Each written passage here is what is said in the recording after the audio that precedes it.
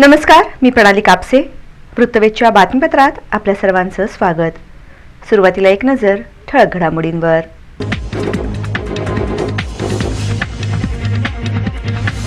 निर्भय निष्पक्ष वातावरणात निवडणुका यशस्वीपणे पार पाडण्यासाठी शासकीय यंत्रणांनी समन्वय ठेवावा. जिल्हाधिकारी कुमार आशीर्वाद यांच्या आढावा बैठकीत सूचना.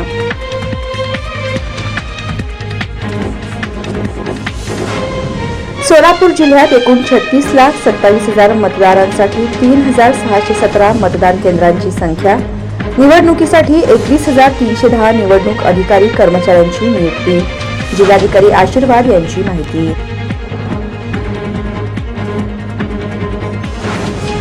आणि ऐन उन्हाळ्यात पाणी टंचाईत पातूर चौकात सुरू पाणी गळती. महापालिका प्रशासनासह अधिकाऱ्यांचे होते दुर्लक्ष.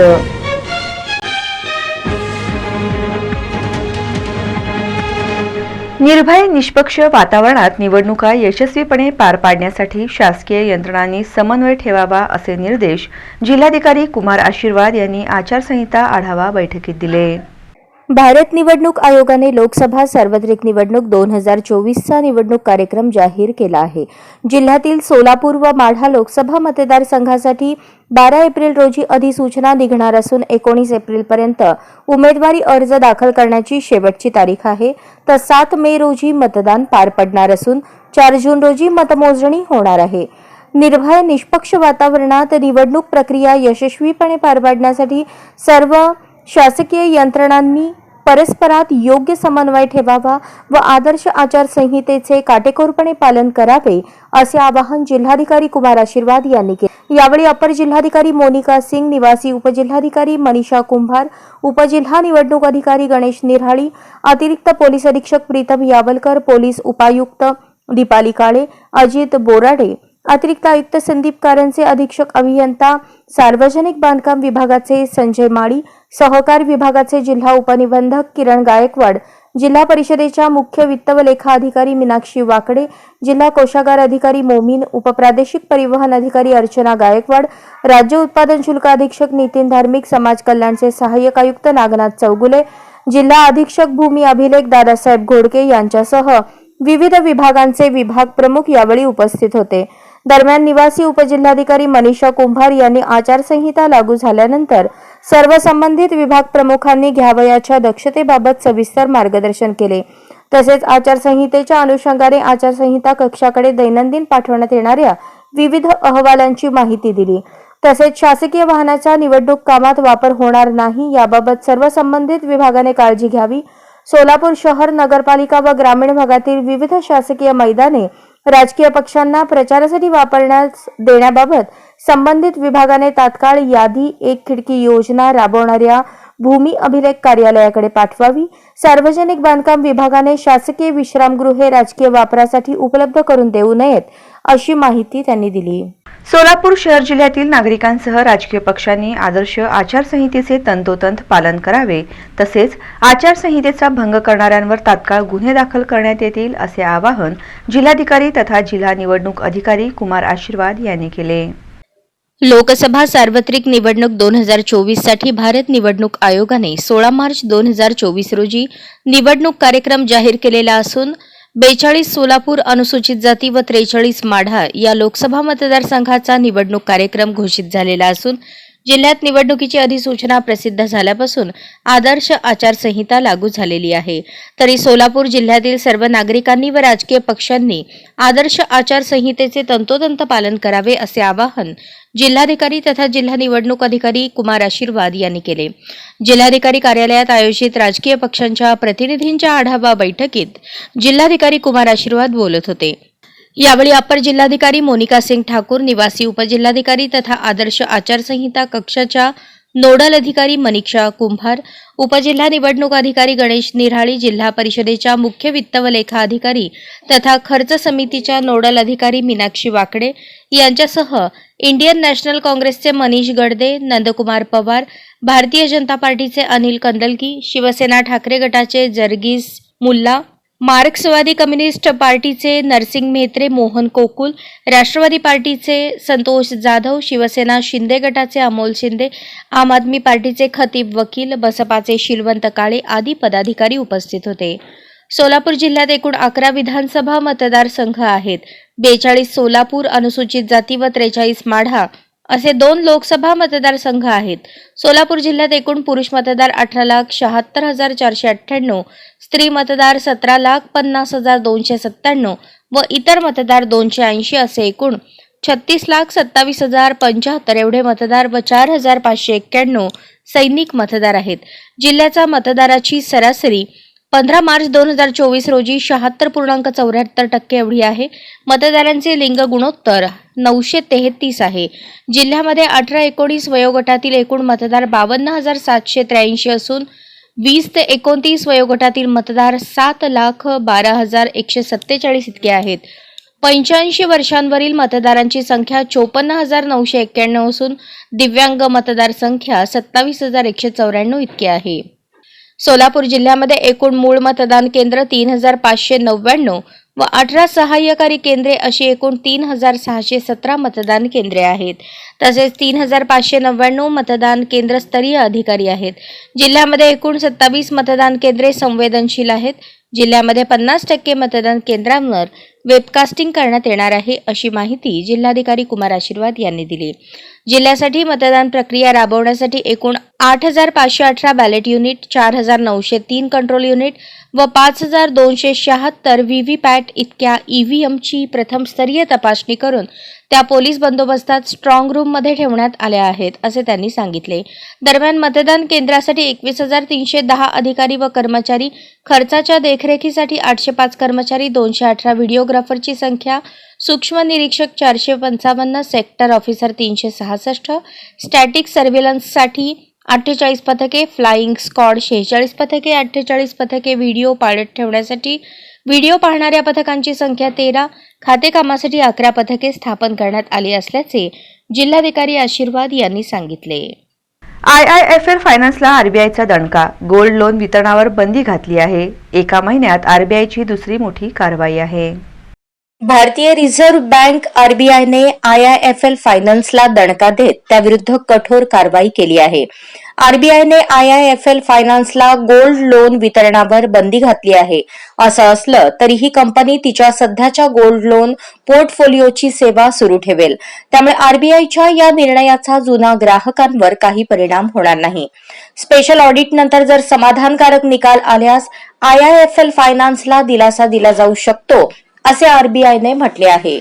पेटीएम पेमेंट्स बँकेनंतर एका महिन्यात आरबीआयची ही दुसरी मोठी कारवाई आहे. रिझर्व्ह बँक ऑफ इंडिया कायदा 1934 अंतर्गत आरबीआयने ही कारवाई केली आहे. IIFL फायनान्सला तात्काळ प्रभावाने कोणतेही गोल्ड लोन मंजूर न करण्याचे निर्देश देण्यात आले आहेत. आरबीआयच्या म्हणण्यानुसार 31 मार्च 2023 पर्यंत कंपनीच्या आर्थिक स्थितीच्या तपासणी दरम्यान गोल्ड लोन वितरणामध्ये अनियमितता आढळून आली आहे. गोल्ड लोन वितरण आणि लिलावादरम्यान कंपनी सोन्याची शुद्धता आणि वजन याबाबत योग्य अहवाल देत नव्हती. याशिवाय कर्ज ते मूल्य गुणोत्तराचेही उल्लंघन होत होते. आरबीआयच्या म्हणण्यानुसार IIFL फायनान्स कर्ज वितरण आणि वसुली दरम्यानही नियमांपेक्षा जास्त रोखे वापरत आहे. याशिवाय ग्राहकांवर आकारण्यात येणाऱ्या शुल्काबाबतही पारदर्शकता ठेवली जात नव्हती. या सर्व पद्धतींचा IIFL फायनान्सच्या ग्राहकांच्या हितावर परिणाम होत असल्याचे आरबीआयने म्हटले आहे.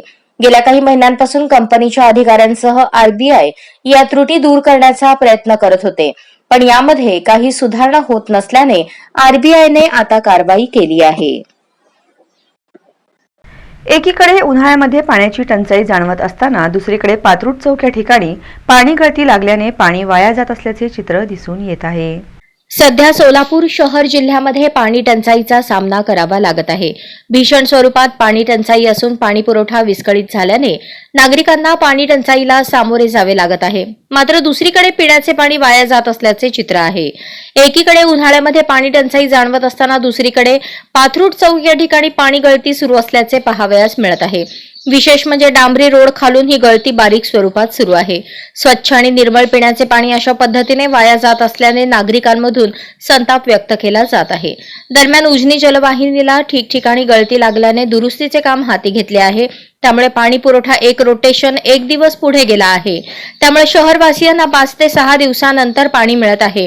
अशा अवस्थेत देखील पाणी पुरवठा व्यवस्थित होत नसेल तर महापालिका प्रशासन काय करत आहे असा सवाल आता उपस्थित केला जात आहे. एकंदर उन्हाळ्यामध्ये तरी देखील पाणी पुरवठा योग्य पद्धतीने केला जावा अशी अपेक्षा व्यक्त केली जात आहे. माढा लोकसभेच्या उमेदवारीवरून भाजपामध्ये रणकंदन. मोहिते पाटील यांचा रणजित सिंह आणि नाईक निंबाळकर यांना कडाडून विरोध आहे. उमेदवार कायम राहिल्यास पराभवाची धूळ चारण्याचा इशारा दिला आहे. आगामी लोकसभेच्या उमेदवाराची यादी भाजपने नुकतीच जाहीर केली आहे. यामध्ये माढा मतदारसंघातून विद्यमान खासदार रणजितसिंह नाईक निंबाळकर यांना उमेदवारी दिली असून धैर्यशील मोहिते पाटील यांनी उमेदवारीसाठी प्रयत्न केले, परंतु त्यांना उमेदवारी मिळू शकली नसल्याने मोहिते पाटील गटाचे कार्यकर्ते आता आक्रमक होताना दिसत आहेत. गिरीश महाजन हे सोलापूर दौऱ्यावर आले असता त्यांनी विजयसिंह मोहिते पाटील यांची भेट घेण्याकरता अकलूज येथील शिवरत्न बंगल्यावर ते गेले होते. यावेळी कार्यकर्ते आक्रमक होत विद्यमान खासदार रणजितसिंह नाईक निंबाळकर यांच्या विरोधात घोषणाबाजी करत निंबाळकरांच्या उमेदवारीला विरोध केला. दरम्यान जिल्हा परिषदेचे माजी सदस्य अरुण तोडकर यांनी नेत्यांनी जरी सांगितले तरी माळशिरस मधील आम्ही सगळे कार्यकर्ते रणजितसिंह नाईक निंबाळकर यांना विरोध करू आणि त्यांचा पराभव केल्याशिवाय आम्ही स्वस्थ बसणार नाही असा इशारा दिला. काल महाराष्ट्र राज्याचे ग्रामविकास मंत्री गिरीश भाऊ महाजन साहेब आले होते शिवरत्न बंगल्यावर.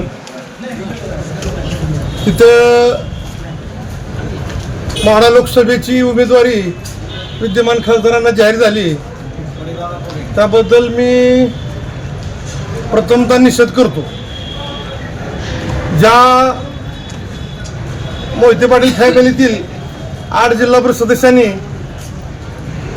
भारतीय जनता पार्टी व शिवसेनेचं जिल्हा परिषदेमध्ये सरकार आणण्यासाठी जीवाचं रान केलं, 2.5 वर्ष कोर्ट कचेऱ्या पाक सुप्रीम कोर्टापर्यंत खेळल्या गेल्या,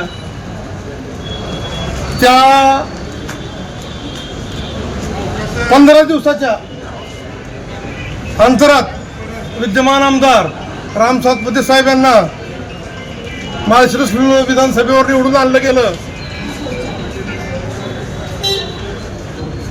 लोकसभेची निवडणूक लागली त्या टायमालाही माळशिरस तालुक्यातून सगळ्यात जास्त 6 तालुक्यापैकी 1,13,000चं लीड देऊन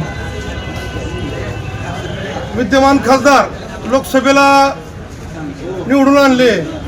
तरीही आमचे नेते धैर्यशील मोहिते पाटील यांना उमेदवारी नाकारण्यात आली.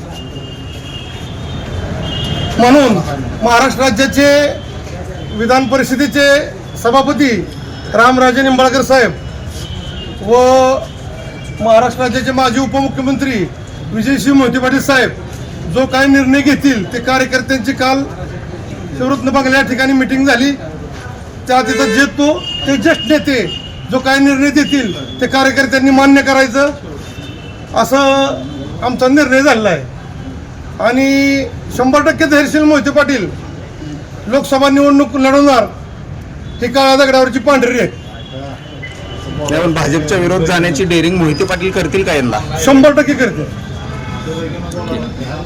भाजपसाठी आम्ही अजून काय करायला पाहिजे होतं, त्यांनी आमच्यासाठी काय केलं? मागचे संजय शिंदे असल्यामुळे तुम्ही ते 1,13,000चा लीड दिला. आता नाही ते होऊ शकतो ना? अजून सुद्धा आम्ही देऊ शकतो ना लीड. बर, कितीचा साधारण कितीचा? दुसरी एक गोष्ट सांगायची मला महत्वाची की विजयदादांच्या लोकसभेच्या निवडणुकीत सुद्धा सर्व मोहिते पाटील घरातले माता भगिनी कधीही बाहेर पडल्या नव्हत्या. त्या रात्रीचा दिवस करून त्यांनी त्या निंबाळकर साहेबाच्या लोकसभेच्या निवडणुकीत 1,13,000चं लीड दिलं. तरी त्या निंबाळकर साहेबांनी काय केलं?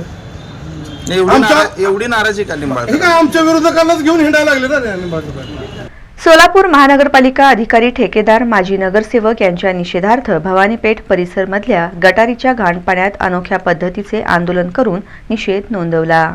सोलापूर शहरातील दाट लोकवस्ती असलेल्या भवानीपेठ परिसरामधील मराठा वस्ती, मुकुंदनगर, राजीव गांधी नगर, जम्मू वस्ती, बसवंती प्लॉट या ठिकाणी ड्रेनेजच्या सांडपाण्याचा हजारोंच्या संख्येने राहत असणाऱ्या नागरिकांना त्रास सहन करावा लागत आहे. नागरिकांच्या घरामध्ये ड्रेनेजचे पाणी साचत असून या अस्वच्छ पाण्यामध्ये लोकांना राहावे लागत आहे.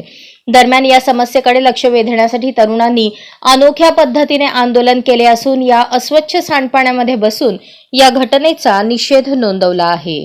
वर्षापासून समस्या आम्ही वेळोवेळी महापालिकेच्या आयुक्तांना निवेदन दिलं. या गोष्टी त्यांना पूर्णपणे जाणीव करून दिली की आम्हाला या भवानीपेठ परिसराला कुठलाही वाली किंवा नगरसेवक, कुठला प्रतिनिधी किंवा सामाजिक कार्यकर्ता या परिसराला नाही.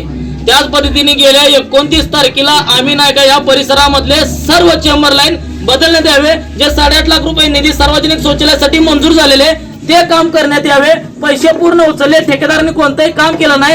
अधिकारी आणि ठेकेदार हे संगनमत करून हे सगळे पैसे उचललेले आहेत. या आयुक्तांना आम्ही माहिती करून दिलं आणि परवाच्या दिवशी नाही का आयुक्तांना 29 तारखेला निवेदन दिलं की तात्काळ ह्या परिसरामध्ये झालेल्या निधी बाथरूम तुंबलेले आहेत, एकाच सुद्धा पाणी जात नाही आणि बोलवाय गेलं तरी कोणीच येत नाही. आलं तर बी गाळ येत नाही. जल्दी काढून गेलं तर 8-8 दिवस आम्ही खर्चाने आम्ही बाथरूमचं काम केलेलं आहे, तरी सुद्धा पाईपलाईनातून पाणी जात नाही पूर्ण सगळ्याचे बाथरूम. पण टॉयलेट बाथरूमचं पाणी जाणार कुठं? मेन पाईपलाईनच व्यवस्थित नाही. खुर्चीवरच्या लोकांना ती पाण्याची लाईन पूर्ण खुल्ली झाली. ती पाण्याची लाईन सुद्धा फुटून आमच्या घरात पाणी आले. आता उद्या अर्ज कर भरती मेन पाण्याची लाईन भरली.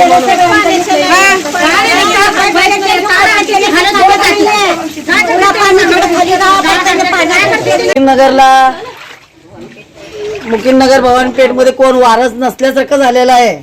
आता कित्येक वर्ष झालं आम्ही इथं राहतो. आमची गटारीची सोय नाही, बाथरूमची सोय नाही आहे. आम्ही कसं जगावं का मरावं? तुम्ही तर आम्हाला निर्णय सांगा ना, तर आम्ही तर निर्णय घेतो पुढचा. विश्वरत्न डॉक्टर बाबासाहेब आंबेडकर यांच्या जयंतीनिमित्त बॉबी ग्रुपच्या उत्सव अध्यक्षपदी शिवाजी थोरात तर सचिवपदी अमोल वाघमोडे यांची निवड करण्यात आली. विश्वरत्न महामानव परमपूज्य डॉक्टर बाबासाहेब आंबेडकर यांच्या 133व्या जयंतीनिमित्त बॉबी बहुउद्देशीय समाज विकास मंडळ बॉबी ग्रुपच्या वतीने घेण्यात आलेली वार्षिक बैठक अजित गायकवाड यांच्या अध्यक्षतेखाली प्रमुख मार्गदर्शनाखाली शांततेत पार पडली. बैठकीत उपस्थित माजी नगरसेवक डॉक्टर किरण देशमुख, माजी नगरसेविका वंदना अजित गायकवाड, संजय कोळी, केडी कांबळे, रवींद्र सरवदे, मधुकर दोड्यानूर आदी मान्यवर उपस्थित होते. या बैठकीमध्ये नूतन पदाधिकाऱ्यांची निवड करण्यात आली. अध्यक्षपदी शिवाजी थोरात, उपाध्यक्ष सागर जगदाळे, धीरज सोनवणे, गणेश जाधव, विनीत भंडारे, सूरज गायकवाड, कार्याध्यक्ष सोनू गजधाने, सचिव अमोल वाघमारे, सहसचिव आशू लोंढे, खजिनदार शिवकुमार टोंडपे, सहखजिनदार Dinesh Kamble, auditor Abhijit Kamble, social media प्रमुख सुशांत सोनकांबळे, श्रवण गायकवाड, अतिश होसमनी यांची निवड करण्यात आली. नूतन पदाधिकाऱ्यांचा सत्कार करण्यात आला. तत्पूर्वी कार्यक्रमात बुद्धवंदना घेण्यात आली. त्याबद्दल सांगते. प्रभाग 4 हा जवळजवळ पूर्णपणे मागासलेला म्हणून संबोधला जात होता. बुधवार पेठ म्हटलं की काही जणांचं गोवयावरून सुरू होत होत्या, पण आता तशी परिस्थिती नाहीये. सोलापूरमध्ये सगळ्यात जास्त जर प्रभाग कुठला सुंदर आणि देखणा असेल तर माझा प्रभाग 4 आहे. हे मला अभिमानाने सांगायला फार छान वाटेल. हा काही राजकीय मंच नाहीये, पण मी आताच म्हटले की मी हे थोडंसं बाजूला ठेवून अजित भाऊंच्या माध्यमातून जे मी कार्य केले त्याचे फक्त 2 शब्द मी सांगणार आहे. मीटिंगला फार उशीर झालाय, पण हे सांगण्याचं कारण मी आतापर्यंत 5 वर्षात एकदाही बोलले नाही आणि बोलण्याची संधी पण मिळाली नाही. पण आज अचानक सांगितलं आणि आम्ही जे काम केलं अजित भाऊंनी आणि वंदना गायकवाड यांनी, ते काम सगळ्यांनी बघितलेलं आहे. प्रत्येकजण जे व्यक्ती आहेत ते चौकात येतात, बघतात. त्यामुळे विजयकुमार देशमुख मालक जरी आज इथं नसले तरी त्यांचे चिरंजीव किरण देशमुख मालक इथं आहेत. आपल्या मंडळाच्या वतीने अनेक लोकांना सहभागी करून, सर्व समाजाला समाविष्ट करून, सर्व धर्माला समाविष्ट करून एक चांगला आदर्शवादी या ठिकाणी चांगल्या पद्धतीचा मिरवणूक चांगला साजरा होत आहे. आणि फक्त मिरवणूकच नाही तर त्याला उपस्थित असलेले संख्या तेवढंच भव्य असते. त्याला केलेलं देखावा ते पण भव्य असतं. आणि अजित भाऊ फक्त एक दिवसापुरते जयंती साजरा न करता आदरणीय अजित भाऊच्या माध्यमातून स्वर्गवासी SR दादा यांच्या जे वसा आहे, जे त्यांनी सामाजिक कार्याचा वसा त्यांना दिला.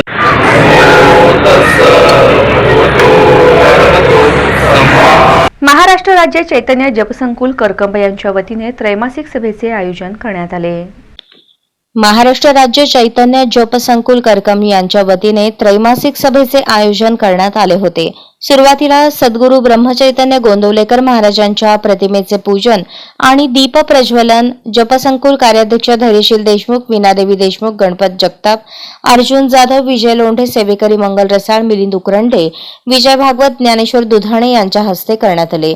गणपत जगताप गुरुजींनी महाराष्ट्रातील सर्व जपसंकुल सेवेकऱ्यांचा अहवाल आणि चालू असलेल्या परिस्थितीचा आढावा घेतला. धैर्यशील देशमुख यांनी जेथे माझे नाम तेथे माझे प्राण श्री सद्गुरू ब्रह्मचैतन्य गोंदवलेकर महाराज आणि श्रीपाद जोशी यांच्या मार्गदर्शनाखाली सुरू असलेल्या या जपसंकुलास 24 वर्षे पूर्ण होत असताना वरचेवर नामसाधना करणाऱ्या सेवेकऱ्यांमध्ये वाढ होताना दिसून येत आहे. रामनामाचा प्रचार आणि प्रसार करण्यासाठी सर्वांनी मिळून काम करणे गरजेचे असून यावर्षीचे राज्यस्तरीय शिबिर 9, 10 व 11 नोव्हेंबर रोजी दहिवडी येथे होणार असून सर्व जपकार आणि नामप्रेमी यांनी मोठ्या संख्येने उपस्थित राहण्याचे आवाहन त्यांनी केले. करकम येथील जपसंकुलातून रामनाम जप वाढवण्यासाठी निश्चितच भविष्यकाळात प्रयत्न केला जाईल असे ज्ञानेश्वर दुधाणे यांनी सांगितले. जपकारांची मनोगते आणि येणाऱ्या अडचणी यावर चर्चा करण्यात आली. करकम जपसंकुल प्रमुख सेवेकरी मंगल रसाळ, प्रभाकर रसाळ यांच्या वतीने महाप्रसादाचे आयोजन करण्यात आले. यावेळी महाराष्ट्रातील 150 सेवेकरी, करकम येथील जपकार, नामप्रेमी मोठ्या संख्येने उपस्थित होते. सभा यशस्वी करण्यासाठी जपसंकुल क्रमांक 1 करकम यांनी विशेष परिश्रम घेतले.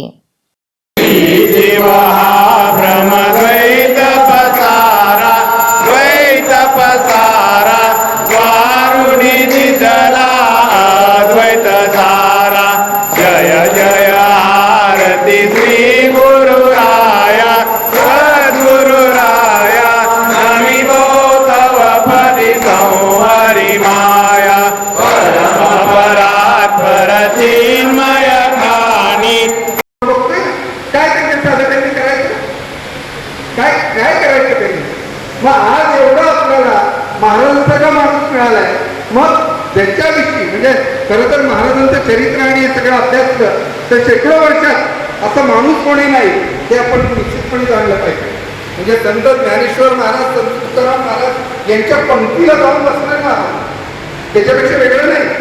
आणि मग ती एवढं जर वैभव आपल्याला आपल्या जवळ आहे तर आपण बाहेर कशी आपण खेळत बसायचं. आणि म्हणून आणि सगळं साधच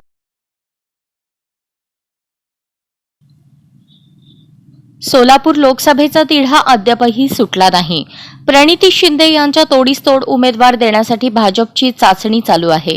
यातच राम सातपुते, अमर साबळे आणि माजी खासदार शरद बनसोडे यांची नावे समोर येत आहेत.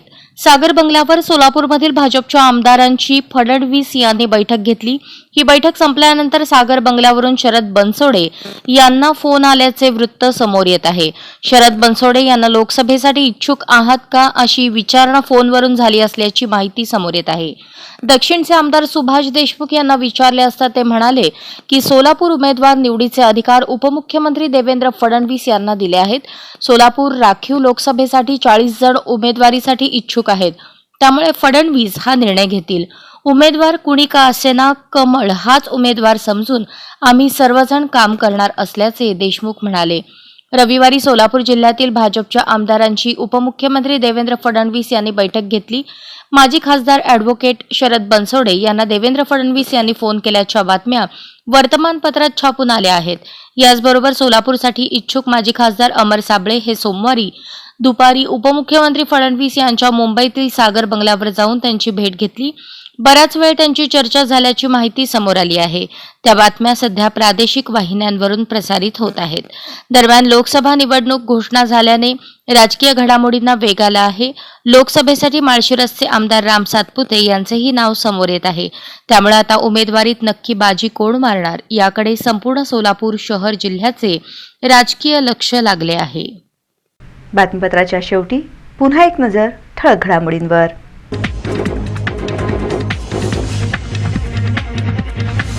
निर्भय निष्पक्ष वातावरणात निवडणुका यशस्वीपणे पार पाडण्यासाठी शासकीय यंत्रणांनी समन्वय ठेवावा. जिल्हाधिकारी कुमार आशीर्वाद यांच्या आढावा बैठकीत सूचना.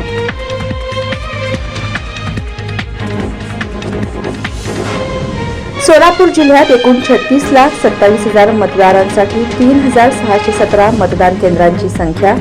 निवडणुकीसाठी 21,310 निवडणूक अधिकारी कर्मचाऱ्यांची नियुक्ती. जिल्हाधिकारी आशीर्वाद यांची माहिती.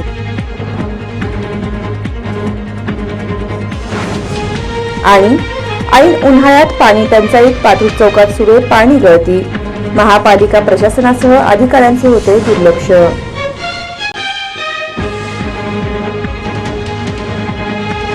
या बातम्यांसह इथेच थांबूयात. पुन्हा भेटूयात पुढील बातमीपत्रात. तोपर्यंत नमस्कार.